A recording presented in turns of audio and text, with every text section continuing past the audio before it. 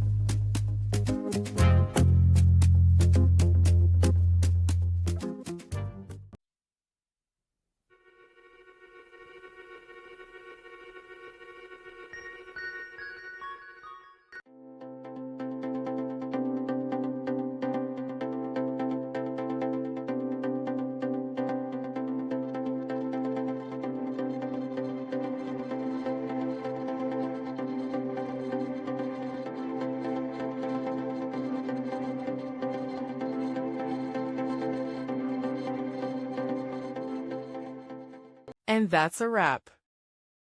I hope you found the answer you were looking for. If you did, take a second to hit that subscribe button. It really helps out.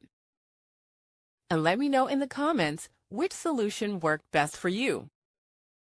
See you next time in the debug zone.